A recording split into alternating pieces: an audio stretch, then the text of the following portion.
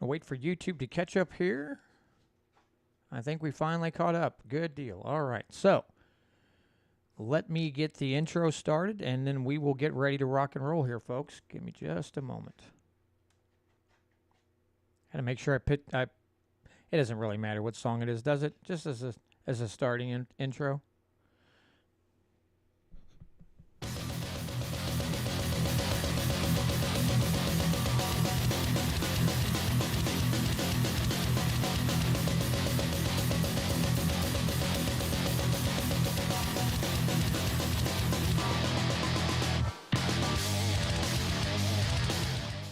All right, folks, and we're back with another edition of the Missouri Liberty Report. Thanks so much once again for joining me. And this week, let me stop for a second. Just real quick, a reminder, because I don't do this every week.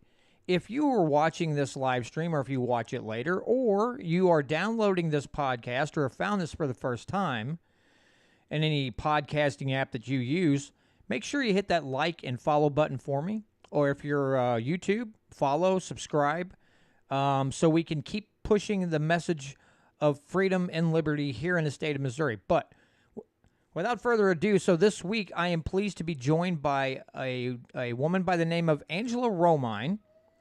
She is running for Missouri Senate out of District 30, Republican side. So, Angela, how are you this evening? Fantastic. How are you? Doing well. So I guess to get started, go ahead and introduce yourself and give us a little bit of your background and basically why you chose to run for Senate here in the state of Missouri. Sure. So I'm Angela Romine, and I'm an Army brat. My dad was in the Army, and we moved around a lot. And I joined the Army for 3 years, met my husband. He was in the Army. So we are very pro-military. And one of the things that I remember that I took to heart was our oath to protect the Constitution from foreign and domestic. So the shutdown happened, and I was considered non-essential, and I took my happy butt home and shut down. And 2 weeks later, I was like, I was disgusted at myself. I just gave up my freedoms with no ifs, ands, or buts, and I was really sickened. I was sickened. So in October of the shutdown year, I was looking on Facebook, and I saw somebody post, I wish that somebody would challenge every single city council seat here in Springfield, Missouri. And I felt like it was a punch in the gut, God telling me that was something I had to do. So I prayed about it for a few hours, and then I called my husband into the room, and I said, honey, I think God is telling me to run for city council. And without skipping a beat, he said, do it. And I never looked back. So I ran for city council here in Springfield, and I won. And so I was the only conservative voice on city council. And I found joy in being the voice of the conservatives here that never get heard.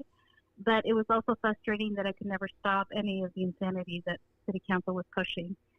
So in August of last year, grassroots people started approaching me to consider running for state senate, and I said, let me pray about it. So I did, and I started looking at Lincoln Huff's voting record, and I kept feeling that punch in the gut again that God was calling me that I needed to do this because, again, we need to do whatever we can to stop the line from moving more left and more left and more left. So I decided to go ahead and file, and I vacated my seat immediately after I filed for the state senate, and I sacrificed my city council seat. And I'm willing to sacrifice anything that I have to, and I say that because if when I win, I will probably have to shut my business because I'm a one-woman show. I've been in business for over 9 years, but to me, it's something that I would have to let go in order to turn this country around, turn the state around, and turn Springfield around. And I'm happy to do that. Yeah, I think your story is, I shouldn't say common, but I think it's a story that we're starting to hear because of the lockdowns and shutdowns in 2020 and 2021. I think it got a lot of people motivated to say, hey, here I am minding my own business, and my government is telling me that I have to close my doors, or I can only operate a certain capacity if I'm a restaurant, or I'm, you know, to be picked whether you're essential or non-essential. I think that was, Non-essential. yeah, a very eye-opening to people that say, hey, I paid a business license too. I've done all these things, and I have customers, repeat happy customers, and you're telling me I'm not essential to the economy and to the people around me. Yeah, I can understand how that would be a punch in the gut. And since we're on the subject and you're talking about being on a city council in Springfield, Hmm. um, what I mean is that I know you said you're pleased with winning and being on the seat, but how frustrating has it been for you when you're up against a mindset like what we've seen around the country, where again, saying certain people are essential, not essential. Some of these other political agendas that when you look at, if you've got more than two brain cells to rub together, you tell, it's not following a line of logic. What's that? Has that been a big battle for you, or are you getting a lot of support from people who wouldn't People. normally, voice their concerns? Oh yeah, absolutely. So the battle here really started when I spoke up against the health department director. I asked her to if she could stop villainizing people that did not want to get the vaccine. I thought they had valid concerns, and her and I went back and forth, friendly, I mean cordial, I should say, for about 20 minutes or so, and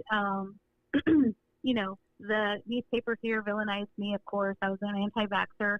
And I kept stressing, I've never told anybody not to get the vaccine. What I said is that it should be a choice. And so, I 100% support people that have gotten it, and I 100% support people that haven't. And so, I thought it was important for people that are supposed to represent their community, their constituents. We had a lot of healthcare workers leave in droves because the hospital was forcing them to do something that they didn't want to do. And I got villainized for showing up at a rally that they had because they were upset at their employer.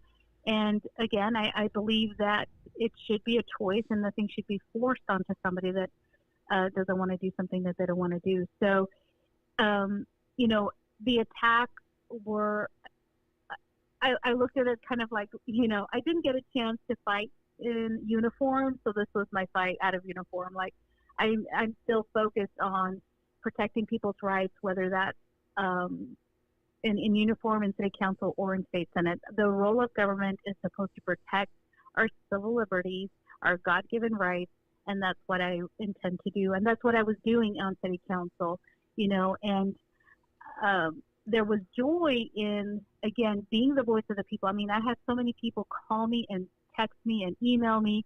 They were sending me scripture. They were telling me, thank you so much for being my voice. Thank you so much for listening. Thank you. I even had Democrats reach out to me saying, thank you for saying that we should not be villainized for not taking the vaccine.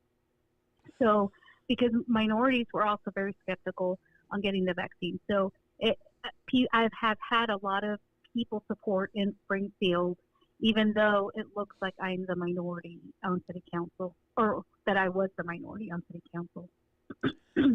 I mean, honestly, that's pretty good when you can get someone on the opposite side of the political, aisle or whatever word you want to use there to call you and thank Mm-hmm. you for saying, hey, I might be this, might adhere to this political party, but I still think my party is doing these things wrong and getting thanks, because that's hard for a lot of people to do on either side of the aisle. When someone does the right thing, to say, hey, thanks for doing that. We, in fact, the Missouri Freedom Initiative here, we actually had to call Democrat senators for fighting against HBR or HJR 79, which is on the ballot initiatives, and it was going to make it super hard to get anything on the ballot because Mm-hmm. of the way they had written the language. And what we were trying to get across to senators was saying, hey, if we have people like certain people in the House of Representatives right now who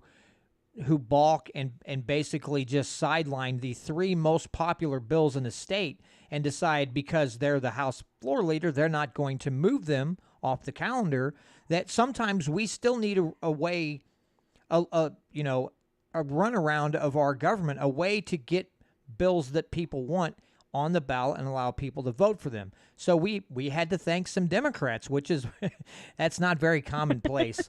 um, let me ask you this. I've got some questions here from Scott. He wants to know what your stance is on the Second Amendment Preservation Act. Well, I actually we have a local guy here in Springfield that really talks about the constitutionality of a lot of the bills. And his thing was, it's already a right. We don't need another right or another bill to protect our rights. And I had a conversation with him this weekend because I'm like, I feel like we kind of sort of do because people have forgotten what our actual rights are, that we almost have to double down on what they are. And so I was very supportive of the Second Amendment Preservation Act because I think that we need to do everything we can as a state to protect ourselves from federal government overreach. Yeah, that's something. I mean, that's the Missouri Freedom Initiative here. That's a bill that they. I mean, now I am just now beginning to be associated with them and work with them. They worked on this before I did. The only thing I did was I interviewed the author of that bill, but that's something that they've pushed for very, very hard, and it was 8 years of work to get that done. Okay, so they've got another question here. What's your thoughts on civil asset forfeiture? Actually, that is something I'm still kind of looking into. Is that where you forfeit your personal property? Yes, before you're actually found guilty in a court of law, they can still decide to take money, cars, houses, whatever, just because you supposedly committed a crime. Without you being found guilty, they can still seize your property and then sell it and keep the funds. Yeah, I'm still looking into that.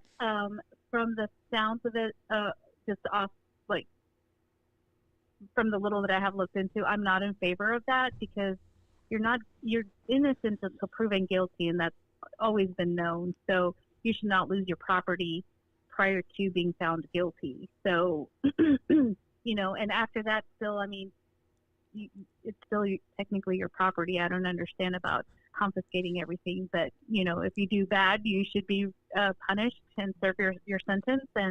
But prior to being found guilty, no, I don't believe that that's what it should happen. Okay. And that's the same thing with the red flag laws, right? They want to confiscate your guns without any question just because somebody says that you are not in your right mind. Well, anybody can be vindictive enough to say, well, they need their guns confiscated. Well, no, confiscated. No, that's not how it is. You have to prove that they are now sound of mind, and and you have to have that proof that person is innocent until proven guilty. Yeah, that's I just heard an article today, or I heard about an article today where the governor of New York is going to assign a new task force after the shooting in Buffalo, and she's assigning a new police force to monitor and look for, domestic terrorists on social media and the internet using the red flag laws. So that's something that we definitely don't want to see in Missouri. And I would think when they passed SAPA, I would have really thought that a lot of law enforcement would have been in favor of it, simply because local law enforcement shouldn't want to play footsies with the feds.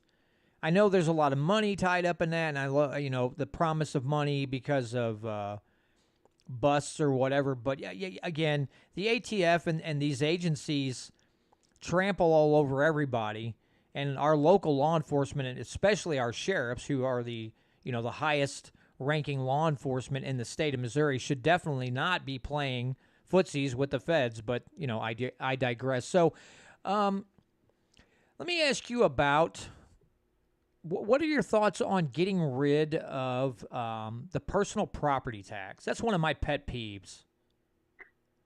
Mine too. for several reasons. First of all, you buy the property and you pay sales tax, and to be penalized until you sell that property to have to pay to keep it is, to me, ridiculous. And so, and that, to me, that also goes for, home property tax, because especially our elderly who retire and are fixed income. So that's one of the things I'm going to be doing some little short videos and posting them on my Facebook page. But one of the ones that I wanted to talk about was when I was on city council, listening to the budget. The director of the budget committee was talking about how we needed to diversify our revenue source as a city, because most of our revenue comes from sales tax. And so I was appalled when he's like, we need to look at maybe diversifying and going to property tax. And I'm sitting there thinking, so when the downturn of the economy comes around, what you're saying, I didn't say this out loud, I thought about it, but I'm like, what you're saying is that the people are supposed to not only worry about making ends meet, because in a downturn economy, people lose jobs, people lose hours, and now you're going to put the pressure of them possibly losing their home because you're going to up their property taxes if they can't afford to pay for their property taxes. Like, and then I realized all they care about is making sure that they have enough money. They don't care about if you have enough money to live. So that's where I stand on that. My pet peeve too. Yeah, it's one of those things. A lot of people have made the point that you're basically renting your property from the government, and you Mm-hmm. if you've paid for it, and it's I know that I've had random conversations with people, and we talk about this, and they say, they'll say something about, well, I paid off my house and now I own it, and I have to tell them, no, you don't, and they look at you kind of Mm-hmm. funny, and I say, well, what happens if you don't pay your property taxes? Well, they tell me to take your house. I Mm-hmm. said, exactly, then you don't own it. If they have the ability to take your property from you because you didn't pay your extortion fee, then you never own your house. So that's a problem. Now, I know we do have some senators, I think Bill Eigel and a couple others, who are also looking at eliminating the Missouri income tax. What would your thoughts be on eliminating the income tax in Missouri? Well, that's part of the party platform, is lower taxes. So I do think that we need to do something with our state income tax. Obviously we had a surplus this year, so that should say something. And then back to the whole budget thing. The other thing that I realized was all they're focused on is making sure that they have enough funds, but never once have they said, where are we wasting money? Where can we save taxpayer money so that we don't have to look at raising people's taxes? So, and that's one of the things I said. You talk to me about where to cut corner, or not cut corners, but where to cut the budget, and then I'll talk about maybe siding with you on a tax hike if we can make ends meet. But until I see something go away, nothing is going to change. I voted no on that budget for that reason. So I think the same thing goes for the state income tax. We do have to pay for things, but I think we need to reevaluate how everything is being spent and how are we managing or mismanaging people's money.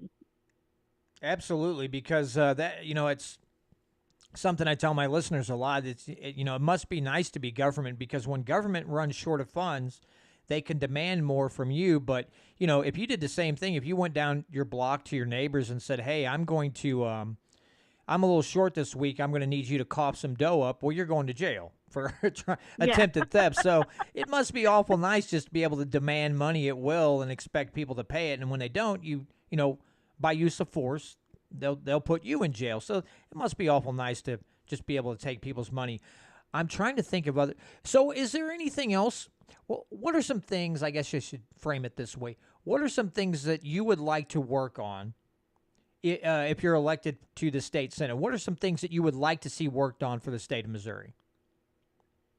Well, really, to getting back to the basics, I want to be able to have one subject bills instead of trying to cram everything that might could possibly deal with schools.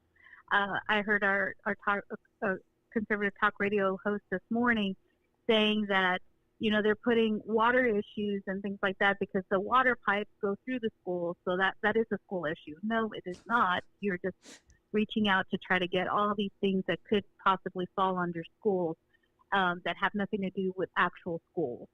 So, keeping things simple, because the Constitution, the Missouri Constitution and the U.S. Constitution are supposed to be for the everyday average citizens. We're supposed to understand bills. And right now you try to look at a bill and figure out what they're trying to say, and then they use it against you, right? So everything could be bad on that bill except for one sentence. And if you vote no on it, they villainize you. Oh, see, you didn't want this one thing. Well, because the whole other bill was horrible. So I'm not going to pass a horrible bill just to pass this one good thing. We need to make it as simple as possible so that average citizens can understand, but also so that we can vote the way we need to on each individual issue. And, the issues that really bother me that didn't get through this time was CRT, or whatever you want to, however they want to name it. If you start saying that somebody's oppressing you, it's frustrating to me. When I start hearing that kind of language, when it's based on your skin color or your gender, it has nothing to do with that. It should be about your character and your merit. And that's one of the things my dad taught us when we were young. Most of my family's from Mexico, and he would say, Angela, some people are going to look at you. Some people, he didn't say all people, not all white people are bad. He said some people are going to look at you and think that you are less than them because you're Hispanic and you're a woman. He's like, but I'm telling you, work hard and prove them wrong. Don't care what they say. And that's how I've lived my life. So bad things happen to me, and I never go, oh, it's because I'm Mexican. Oh, it's because I'm a woman. Bad things happen to me because bad things happen to people. Jerks are jerks, and that's what I name them. So whatever kind of philosophy that CRT is, no matter what you name it, that needs to go away. And biological men in women's sports, that needs to happen. Freedom of health freedom. People sacrifice their jobs in order to stand up for their individual rights, and we need to protect that. Parents' choice, that never passed. Parents' rights never happened. Parents should know what their kids are being taught, and parents should say what or not can go into their children's bodies, to a point, because I believe with transgender children that if they're not old enough to vote, buy guns, buy ammo, drink, they should not be able to make a decision of changing their sex at such a young age. Yeah. So those are basically the things that I would like to see happen. I mean, yeah, I don't like CRT. My personal opinion is I'd like to see the Department of Education just wiped out, and bring it down to as local of level as possible. And you're talking about the transgender issue. I mean, I heard today a school district, and I cannot remember where, but there was I guess a few middle school boys who didn't say the right pronoun, and these schools are trying to, or the school is trying to have them prosecuted for sexual harassment. And, I heard that. Oh, it just, it eats me Well, alive. and to me, I know. And the thing is, that's the other thing that we need to do, right? We need to go back to pushing back in a loving way. I feel bad for these people that struggle with their identity, right? But to me, it's like anorexia and bulimia. You can't just say, "Oh, it's okay." You think you look fat, even though you're skin and bones. So we're just going to let you do what you do and mutilate your body and possibly die, because people die from these diseases, right?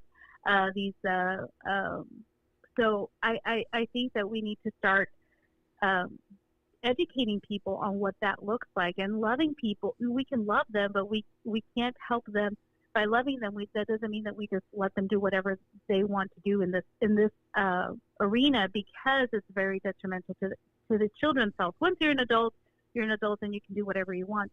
But as a child, your body's still growing. That's why children can't drink, right? Their brains don't finish developing until they're in their 20s. So that's why 21 is the age. And so, if you're not old enough to drive a car, if you're not old enough to do all these other things, that if if you can commit a crime and be charged as a child because you don't know what is good and bad, those are all reasons why you are not able to make that decision yet. So grow up, finish growing up, and seek help, counseling and to talk about your emotions and what you're feeling.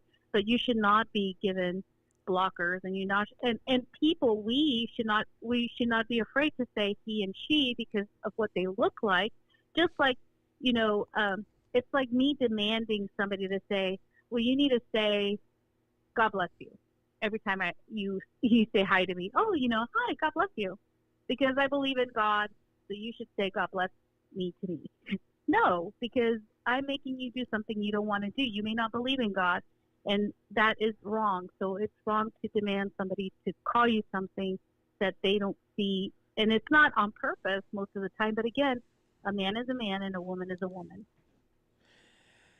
Yeah, I mean, I'm not a biologist, but I'm pretty sure you're right. The science is there. Yeah, the science is there. You're absolutely correct. The science is there. Yeah, I do know that they were pushing for some bills and had been working on things. I want to say HB. The people in the live group will let me know. HB 2009 was a bill, one of the bills held back by our esteemed Plocker the Blocker. He didn't. Now that was simply a bill that said, if a parent doesn't want their child to have certain immunizations, that they could just, fill out a form. It would be on the Department of Health's website, and give it to the school and say, I don't want my child to have, X, Y, or Z immunization, and that was it. And that was one of the bills that they just absolutely, well, what they did was they brought it to the floor, and he and Rudy Veit mangled the bill. And so it just killed it right there, because everybody's like, whoa, whoa, whoa, whoa, whoa, whoa. What are you doing? That was Susie Pollock's bill. They absolutely, I mean, horrifically mangled it. And they did it on purpose because they didn't want to see it go through. That's one of the three most popular bills. That bill.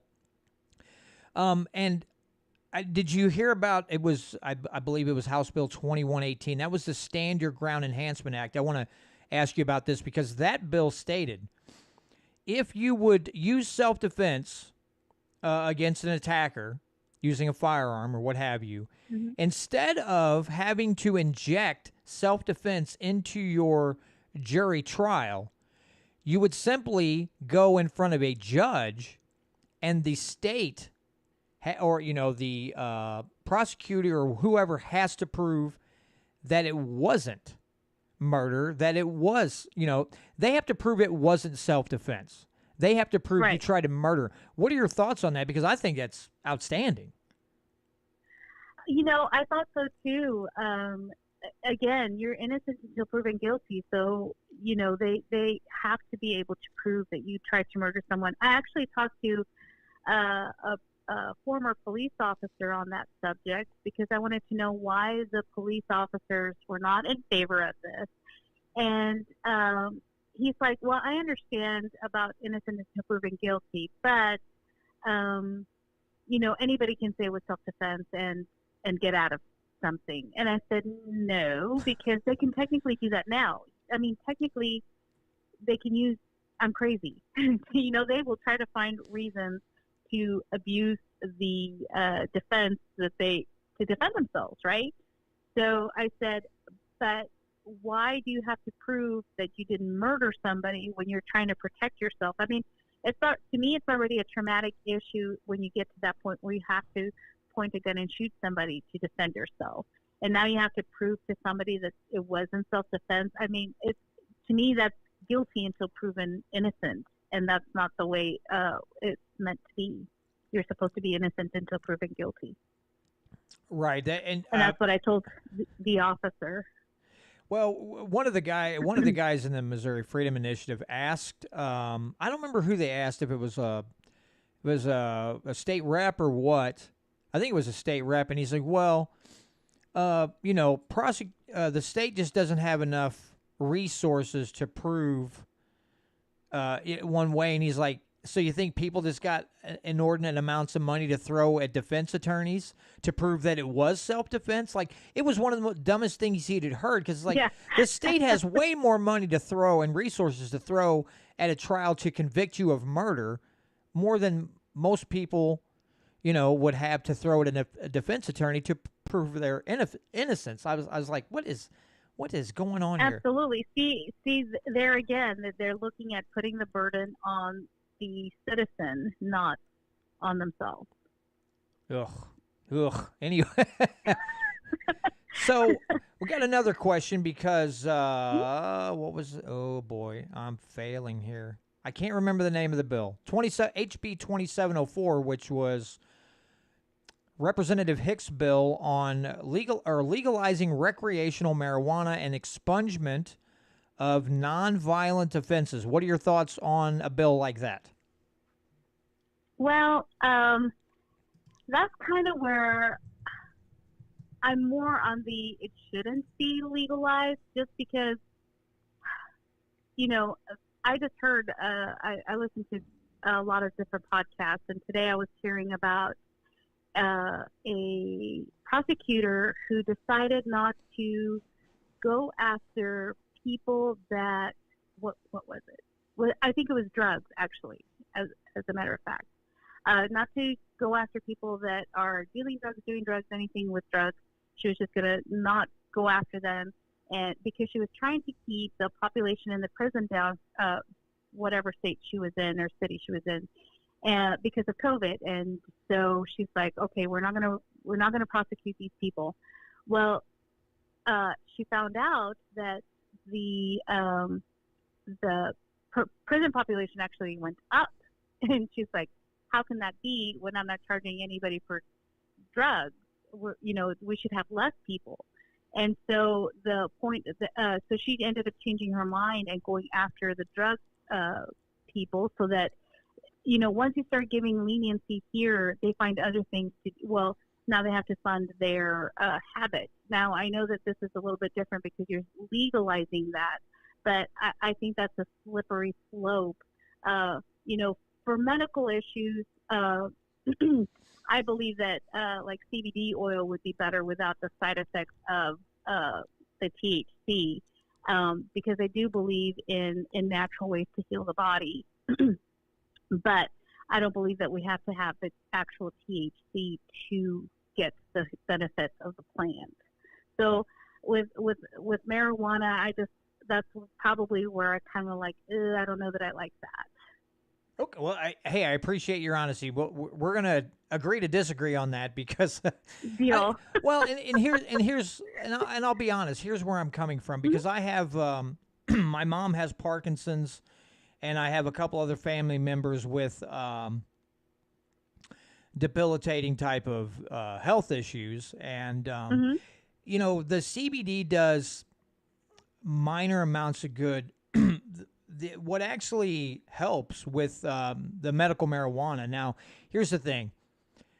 There's so many different strains now. It's freaking crazy. That it's just weird to me. But they do have some that are very high in CBD and very low in THC. And what that does is, apparently there are receptors in the brain, and that little bit of THC will help the body use the chemicals more effectively than because they offer CBD with no THC. But a lot of studies are finding if there's no THC in it, it's not real effective for people who have, again, a debilitating disease. And so, again, here's the problem with marijuana. Here's my problem with this whole issue, is you have two sides that are combating, and there is so much conflicting information out there. I think for a lot of people, it's hard to figure out what's right and what's wrong, what's actually factual, and what is this emotional knee-jerk, like, oh, if they start smoking weed, then the next thing you know, they're shooting up heroin. There's so much conflicting stuff out there, and it's like, I'm just the sort of person that says, you know what? Now, here's where I stand. If you choose, I don't care what drug it is. I don't care what drug you decide to use. You use it. That's your choice. Now, if you harm anyone else in the process, you're in deep doo doo. If you're only harming yourself, okay, but if they're given that leniency, the problem is the government will want to step in and cure the, send them to rehab facilities, and the taxpayers still get left on the hook for it. If we're going to do it, whichever way we do it, I do not want government involved. I want churches and I want private organizations helping these people out. The government is not good at helping people heal. They're only good Oh, at I pretty much agree doing with that. damage. So it's one of those things where I've done so much reading on the war on drugs and things like that, and seen uh, some absolute horrible stories out of it, that I'm just kind of done with the whole thing. I thought, this is what we're spending our money on. I mean, again, law enforcement a lot of them love it because they get, if they do the big bust, they get the money. I think if the federal funding dried up, I think a lot of law enforcement would lose interest in the whole shebang, because they're spending their resources and trying to get resources from the feds, and if they weren't getting resources from the feds, they probably say, yeah, we're not. Again, unless there's harm done. Now, if someone perpetrates a robbery to get drug money, well, now you're going to jail because you stole from someone. Or if you force someone to take drugs at the point of a gun, you're going to jail. It's just, I have problems with the government intervening on the what choices people make. Now, I think if you're a pregnant woman and you're using, and then you injure the baby you're carrying, that's a different story, because that child, that fetus is growing inside that woman, cannot make the choice. She didn't want her Right. mom to shoot up or any of those things. So, yeah, there's a lot of little variables in there, but at some point, man, government's just got to get the heck out of the way. They just, it drives me mad. Let me see if there's anything else. I'm trying to see if there's any other, because we've covered a lot. So we had self-defense. We covered that with the stand your ground. Okay. Well, so anything else that you want to talk about, Angela? I mean, the floor is open. However, whatever issue you feel strongly about, just go ahead and voice it. Well, again, like I said, I want to be able to, well, that's one of the things also that I think is motivating me with this, is I want to be able to show that average citizens can step up and run for these positions. And so, I think, for me, it was definitely had to have prayer and make sure that it was part of God's plan for me to do this. And so I didn't want to just make the decision just on my own, my flesh, but but I want to be kind of a forerunner for people to say, if Angela Romine can do it, guess what? I can do it. I can get involved. And I think that's the other thing I see too is, like you said, people are starting to wake up. And I was one of those people. I thought that I was doing uh, my civil duties by just going to be an educated voter. And that was gradual. Before I used to just vote on the president, and I didn't know anything else on the ballot. And I was like, eeny, meeny, miny, mo. And then I was like, oh my gosh, that's affecting me. I need to stop that and look what's going to happen. And so then I started looking and reading, the whole ballot. But it would still just be like the presidential and maybe the primary or the midterm. And then it started hitting me. Oh, wait, city, it's important. So I'm going to start voting all the things. So I started looking and keeping an eye on all the times that we're supposed to be voting. And I'm doing my research, making sure that I'm trying to pick the best candidates that I think, and voting, for the propositions that are on there and things like that. And, but like you said, the shutdown really woke people up like, oh, I need to be more involved. And, we can sit on the couch and complain and cry and be angry and miserable, or we can look at who's running or who's considering running and getting behind them, or running ourselves and getting, trying to get people motivated. You can, like I said, I'm willing to sacrifice whatever it takes to do what needs to happen. So we all need to sacrifice something, whether that's time or money, and things like that. So, we the people, and we want to hold these representatives and state senators accountable, our representatives. I want to be able to look at that representative and say, hey, I donated to your campaign and I told people to vote for you, and you're not voting the way I want you to. So guess what? I'm angry and you've lost my vote, and I'm going to start telling people what you're doing, and that's how you hold them accountable.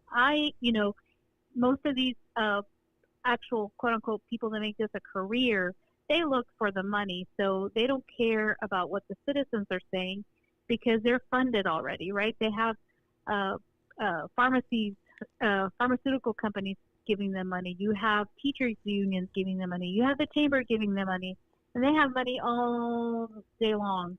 And your average citizen that wants to run and represent the people, it's very hard to get money. But what I say is that way, you, the citizen, can be responsible and hold that person accountable. The more active you can get into these campaigns and getting behind somebody that you feel passionate about. Yeah, you and, may, and just go ahead. Go and ahead. just one more thing. I was just going to say, and just remembering, the role of government. We forget our representatives forget that the role of government, the number one role of government, is to protect our God-given rights. And we need to get back to that. We need to remind them, and we need to remember ourselves that that's what the role of government is supposed to do. Yeah, well, you make a very good point, because I was the same way. I used to only worry about the presidential elections. I didn't care much about the local elections until I started looking at more and then hearing more people talk about how much, if you can get your local area fixed and you can get your state fixed. Honestly, if we got our state in order, we could just ignore the feds on a lot of things. We have the ability to nullify at the state level bad federal or unconstitutional laws. We have the ability Absolutely. to nullify them. And I used to do a podcast called The Push for Liberty, and I focused on a little bit of state issues and more on nationwide or even worldwide issues. And it got to the point where I was like, the federal system seems like it's unfixable. It's just in a state of ruin. I don't know that you'll ever fix it. But our state, as bad as it can be sometimes, we're a lot better than other states. So why not focus energy on our state and local governments getting those houses in order, and then again, we can just kind of tell the feds to go take a hike, because we don't need to depend on them for their money. We don't have to listen to them on gun laws or health choices for parents or kids or whatever. We can fix those things right here in house, and literally just nullify awful, unconstitutional federal laws. So I'm glad you made that point, because I think it's something that a lot of people still have to wrap their brains around. That the presidential elections, is especially here in the last 2 decades, everybody's gotten so much more divided between left and right, and there's this huge battle, and sometimes at the governor's spot, but a lot of state legislator, that whole thing just kind of gets left by the wayside. We've got to educate people to understand that, hey, you get the right people in your state houses, and a lot of now, again, you have to guard that precious jewel of liberty. It doesn't matter who you vote for. Absolutely. You still have to pay attention, but it sure does help to have people who listen to you, and when a bill, the 3 most popular bills, actually hit the floor and can pass through the House and the Senate and to the governor's office because it's the will of the people, then you've taken a big step in the right direction. Right. Absolutely. I totally agree with that. And I think that that's one of the things that we miss, we forget, and that's another thing. I listen to a lot of Charlie Kirk, and so he talks about the why churches should get involved. That's another thing, right? Where churches are not supposed to get involved in politics. Well, the Constitution says that the people that have the authority are we the people. So when churches quote in the Bible where it says submit to your authority, the authority is we the people. We have the right to vote people in and vote people out. And so, I'm actually taking the introductory to Hillsdale's Constitution class. I know that it's not the Missouri Constitution, and I'm running for state Senate, but I think that, to really learn and grow and understand what the document is, because sometimes I think we think we know what it says, but we really don't. I just got educated on why it's not a constitutional right, why it's a God-given right, and it's true, right? It says in the Constitution that given to us by our Creator. So it's not a constitutional right; it is a God-given right. And so I'm learning as I'm going, but we need to do everything we can to learn as much as possible so that we can represent the way we need to, and we can put people in those positions to and learn to hold them accountable for that. That's what it says. That's what the Constitution says, and that's what you're supposed to do. And so, and lastly, I said this during when I ran for city council and sat on city council. I'm like, I am not a leader. I hate that we're looking at these people as leaders. We're civil servants. We're supposed to serve the people. And so that's the attitude that I'm taking in with me. Yeah, you made another important distinction. That's something that I know I've heard other people talk about, is we have to get back to saying it's your natural right. The right to self-defense is a natural right. Now, you can either call it a God-given right or a natural right. Same thing. It's a natural right. It's an instinct to protect one's property and life. And so we have to get back, and we have to get away. So sometimes, yes, some things are constitutionally given to you, but a lot of it is naturally given to you. It's natural law. I have a question from Scott. He said, would you be in favor of an impeachment or recall process for our General Assembly? Yeah, I think so, because that's, we need to do something when we see people not acting in the best interest to be able to recall them back. Absolutely. I mean, on city council, it could be recalled. So, that people that were against me threatened to recall me. It didn't happen. I left city council before that happened.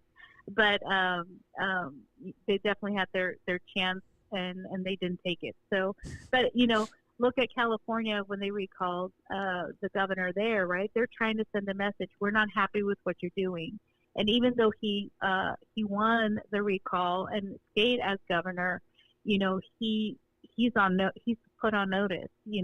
People are not happy, and when the election comes around, you better believe you're going to be out unless you keep cheating. So Yeah, there is that, and that's something else. I mean, what do you think Missouri should do as far as election integrity, as far as laws to protect elections? What are your thoughts on, or maybe some ideas on how to ensure election integrity, whether it's on state or federal offices? Federal. Well, for state, I think that, we did take a step in the right direction before the legislation finished their session. We did take away the private funding. We did take away the drop boxes and voter ID, right? But I actually was just listening to our county clerk last night, and he actually had some great points. I'm trying to think of what they were because I wrote them down, and I was like, oh, I need to remember that. That's a good point. But I think there's still things that we need to look at to make sure that we have, as best as we can, voter integrity. We need to have people feel like that their vote does matter and that it is kept. So one of the things that he was saying was, do you mind holding on? Let me look at my note real quick because I know they were good. Hold on. Go ahead.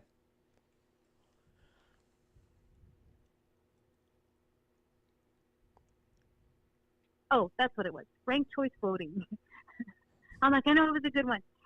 He was talking about how detrimental that would be to our process.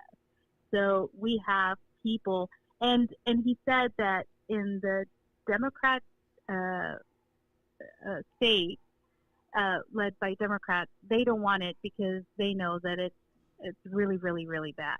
But what they're trying to do is come to the red states and push it.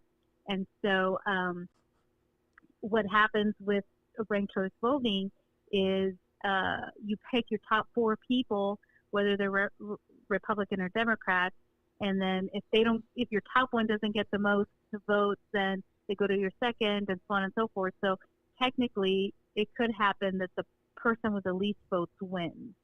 And so I don't understand the whole dynamic of that, but that's not how it should be. And I think that we should have close primaries. I don't believe that somebody on the other side should be voting on somebody else's a different party just because they want to mess with the election. I think that also is an issue.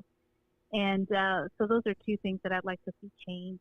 Well, the one stopped completely. I don't want that, ranked choice voting. And the other one, I want, we need to definitely make our primaries closed. This 2020 election was a giant fiasco. And people have to understand that, that happened at a federal level. It happens at state levels. There was a documentary called, oh boy, now I can't remember the name of it. Something Democracy. But basically, they were going around talking about the Diebold voting machines, and they were showing different states on both sides of the aisle were getting votes they shouldn't. They were showing a machine down in Louisiana. This rep lost, and she showed where she would touch her name on the screen, but it was when it would push the ticket out, it was showing that she voted for the guy that she was running against. These things, it's not well publicized, the amount of problems with these electronic voting machines in all these states, whether it's machine malfunction or it's rigged. I think we need to go back to paper ballots and just say, heck with the stupid machines. Way more secure because you cannot hack into people's brains, not yet anyway. And you can sure as heck secure a more secure election that way. Well, actually, our county clerk brought that up. He actually says that paper ballots are probably more open to fraud depending on who are the judges. And he said the one that actually worked the best was the hole puncher, but because of what happened in Florida, they got rid of those. But they found out that the reason that they malfunctioned in Florida was because they didn't empty out the paper puncher. So they couldn't punch through, and then they put it into the machine to read and scan, and they couldn't scan it because the punch didn't go all the way through. So he said really that it was less expensive, and that was probably the most secure because the scanner picked up the paper puncher, the hole puncher. But the thing is that evil people will still find ways to try to circumvent anything you put in place. So all we can do is keep trying to tackle and think of the best way to do things. But yeah, he said, when you're hand counting and looking, he talked about a story where somebody that was one of the judges at the election, she just got awarded for like 30 years of service or 60 years of service. She's been doing this every year since I don't know when. And she said when she was younger, when they couldn't understand where the dot was, they would put it for the Democrat. And finally, the watcher called them on the shenanigans, and they ended up dividing it 50-50 on the ones that couldn't understand which way the vote was going. So I think there is such a thing as human error, and you have to go back and make sure and double check probably. I don't know what that looks like, but I think there's a happy medium somewhere in there, but I don't know what the right solution is to this machine. But here in Missouri, at least here in Greene County, ours just scans what we bubble in. So the only times that it's an issue is when somebody makes a mistake, whether they cross it or try to put it in and things like that. That's where it gets a little tricky. But if you're doing it right, then you circle the bubble it scans it, and then they count it. They do audits. So I think we have a really great county clerk here that knows what he's doing, and that's the important thing, is getting a good clerk. Right. Okay, so those of you in KEYK land, make sure you check out MOLibertyRadio.us. Make sure you check out, look up the Missouri Freedom Initiative on YouTube, online, on Facebook, Twitter, wherever you find them. These people are doing good things for the state of Missouri. And again, for those of you in KEYK land, thanks so much for joining me this week, and we'll see you again next week. All right, so continuing on, Angela, is there anything else you wanted to bring up? Anything you wanted to talk about? Because I just had one of those days today, and I'm a little brain dead, so I apologize. Oh, that's okay. Well, you saw me. I asked for a moment to look at my notes because I'm like, I can't remember what he was talking about, but it was really good. I know it was because I took the notes. No, I can't think of anything else. I think that we covered a lot of things, and one of the things I must apologize is when I'm nervous, I speak really fast, so I probably put out a lot of information out there faster than you probably were used to. No, it's fine, because when I get worked up, I stutter and stammer like there's nobody's business, and everybody's like, "Come on, John, spit it out, buddy. You're gonna be okay." I get a lot of flack from people who are like, "Come on, dude, just say the words." I'm like, "I'm trying." Well, okay, so let me ask you this: how can people find you and find out more about your campaign and information on you? Sure. So I have a website, Angela Romine for FOR Missouri, and spelled out. .com. That's my website, and my Facebook page is Angela Romine for Missouri. So it's pretty simple. And yeah, if I'm happy to engage with anybody. I've told people when I was running for city council, we can agree to disagree civilly. I'm happy to do that. I'm happy to listen to other viewpoints. You may change my mind, you may not, but that's what the whole process is supposed to be, is getting into conversations and discussions civilly and respectfully. Okay, so I got to ask you a question, because I know the Missouri Freedom Initiative is, I think they are done with their surveys, which is on their website. And basically what they're doing is they're asking anybody who's running for office in the state of Missouri to fill out a survey and send it in. And basically it's their way of just kind of gauging, how freedom-oriented candidates are, where they fall on certain issues. Would you be willing to fill one of those out? Oh yeah, absolutely. Now, I'm not sure on this. I'll message you later, but they're saying it's on their website. So if you just look up Missouri Freedom Initiative, it should take you. I always screw up the name of the website, so I don't want to tell you wrong. But if you look it up, they're telling me the survey is on there now. I don't know if you can maybe print it out and fill it out and mail it to them. I'm not sure how they're doing it. I need to talk to Patrick, but. I will get more of that information for you, and I can message you and let you know. But yeah, we're just trying. Yeah, I would appreciate that. Yeah, we're just trying to get as many candidates as we can who are running for office in this election to fill out a survey. That way, because we don't really endorse candidates. My job is to bring folks like you on and let you air, your opinions on different topics, and we let the people make up their minds. But yeah, I will send you that information when I get it, because I know they had been working on it and they're saying it's finished, but I'll make sure I get the steps correct on how they want it done, and then I will message you in the coming days. Thank you. I would appreciate that very much. Well, Angela, thanks so much for your time. Thanks for coming on and being honest. Again, we might disagree on topics, but I'm happy that you don't come on here and just try to, humor me and try to lie to me. So I do appreciate your honesty, and best of luck to you in the election, and I hope you have a great weekend. Thank you. Thank you. You too. All right, take care. Bye. All right, folks, that was Angela Romine. Again, we're not going to see eye to eye, but it gives you an opportunity to, see where she falls on the issues. Again, it's, and Scott, I didn't see your comment until last minute. Sorry, man. It's under the documents. Sorry. But it gives you a chance to hear. She's, I guess, Lincoln Huff. And I know the Missouri Freedom Initiative does not have great things to say about Lincoln. I don't know if is he terming out or what? I know Patrick and some of them don't have high remarks on Lincoln Huff. So if she's running against him, she sounds like she's probably a better option. Again, I think the main thing we seem to disagree on was the legalization of recreational marijuana. Now, I'm going to say this, and I don't mean any disrespect, but sometimes some people who are very religious and are really, Christian-like people, they have a problem with marijuana. It's just, I don't understand why, but they do.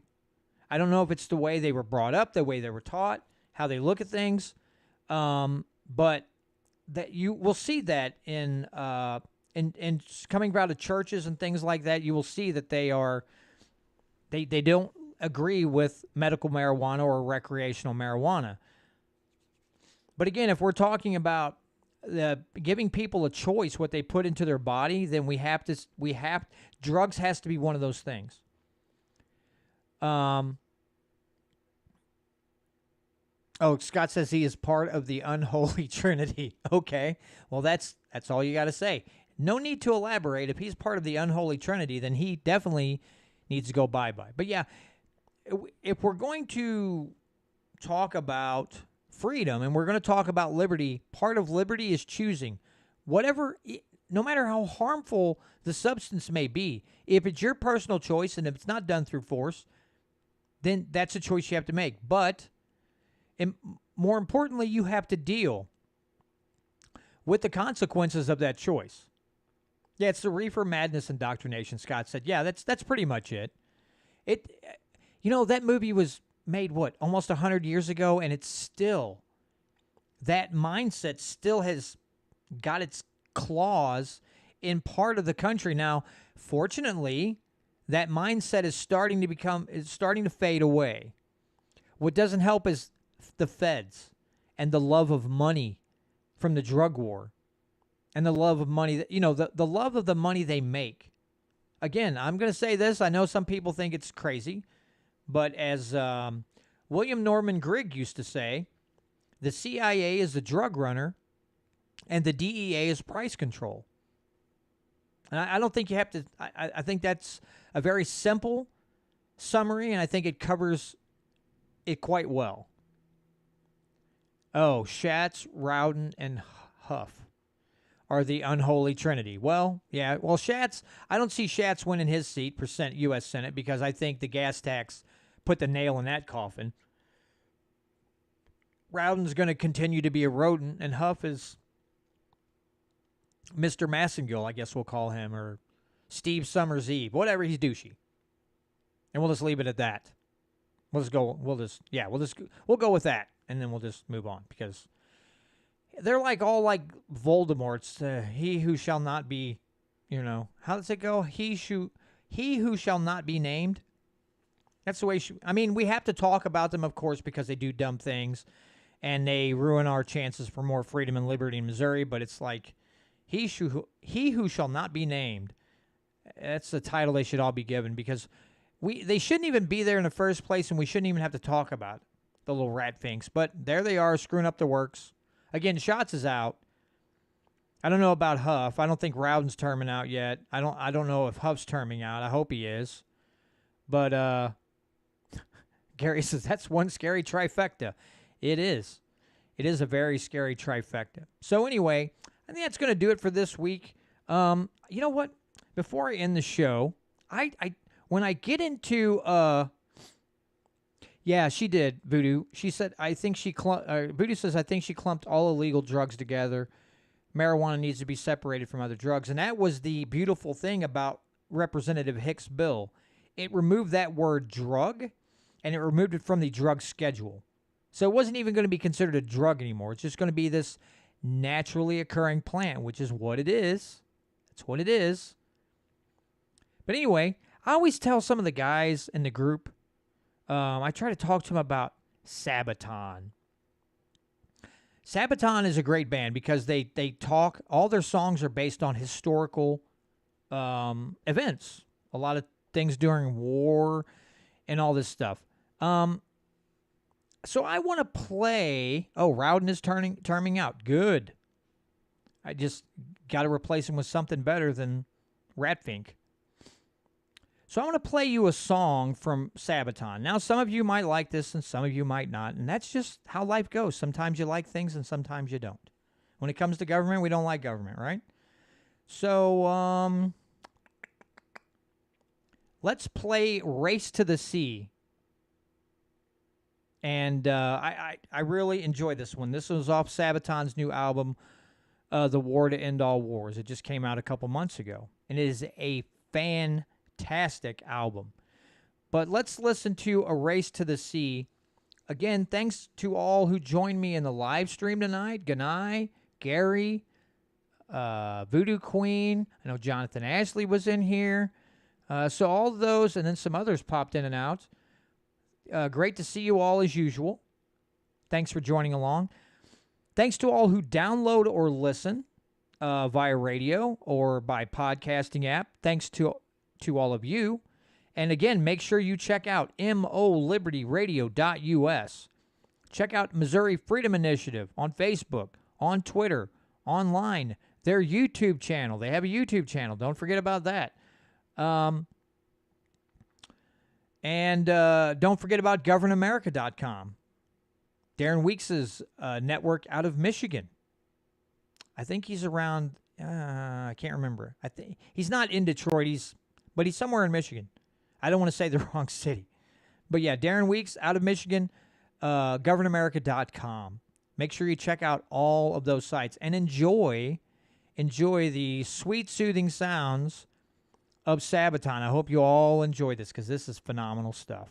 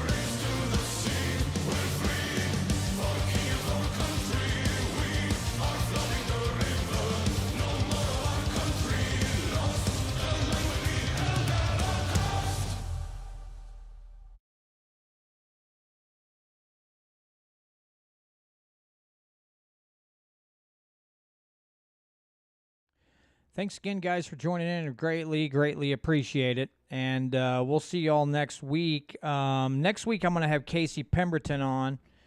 We're going to talk about the last legislative session and about some of the big news. And I know Casey's going to be able to elaborate since he works up at the Capitol. He's probably got some good information since he's right there at the forefront and sees it as it happens. So we'll be talking with Casey next week. Can't wait to talk to him.